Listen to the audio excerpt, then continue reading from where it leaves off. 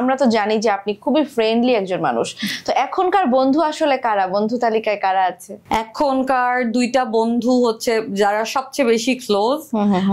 একজন থাকে হচ্ছে অস্ট্রেলিয়াতে মাইলাক, আরেকজন থাকে হচ্ছে নেপালে। তো এরা হচ্ছে আমার সবচেয়ে মানে হয় না লাইক একদম close to my soul and everything. নাম বলি, ওরা শুনলে অনেক খুশি হয়ে যাবে। ওরা নাম বললে খুশি হবে না, কারণ ওরা একদম পছন্দ করে না যে আমি ওদেরকে ট্যাগও করি না, যাতে করে ওদের কাছে রিকোয়েস্ট না আসে। দুইজনই আসলে একজন বাংলাদেশি আর একজন আসলে নেপালে যেতে যেতে ওর সাথে আমার বন্ধুত্ব হয়েছে। সে তো এই দুইটা বন্ধু বাদে এখানে আমার কলিগ, আসলে ওকে এখন আর আমার মনে থাকে না যে ও আমার কলিগ ছিল কখনো। সেটা হচ্ছে নাজিরা মৌ।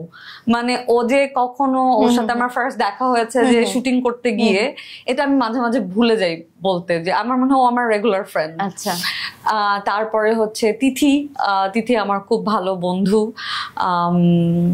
কি বলে তিথির সাথে মানে আমাদের আরেকজন বন্ধু আছে অনামিকা, ও আমার অনেক ভালো বন্ধু। মোটামুটি বন্ধুর সংখ্যাটা না খুব বেশি না আসলে। এবং আমি চিন্তা করে দেখলাম আমার আসলে কোনো ছেলে বন্ধু নাই, আমার আসলে সব মেয়ে বন্ধু। ও, আমি তো ভাবলাম যে অস্ট্রেলিয়াতে যিনি আছেন তিনি হয়তো না। ওর নাম ওলিয়া, ওর নাম তুষন, ও একটা মেয়ে। এটা না একটা ট্রিক ছিল নামটা বের করার জন্য। আচ্ছা, যাই হোক, এই যে মিডিয়াতে বন্ধুত্ব বেশি দিন থাকলেই একটা গুঞ্জন শুরু হয় যে মনে হয় প্রেম করছে, মনে হয় প্রেম করছে।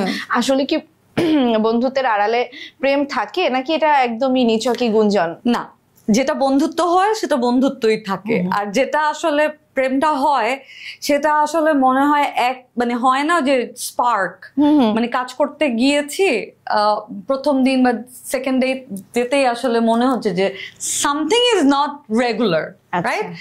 তো এটা আসলে বন্ধুত্ব থেকে হয় না। মানে যারা বন্ধু তাদের বন্ধুত্ব আসলে নষ্ট করা উচিত না বলে আমি মনে করি। বাট কি বলে, যারা আসলে বন্ধুত্বতার সুযোগ নিয়ে যারা আসলে এরকম একটা কিছু ক্রিয়েটও করতে চায়, ওই বন্ধুত্বটা না আর সুন্দর থাকে না আসলে।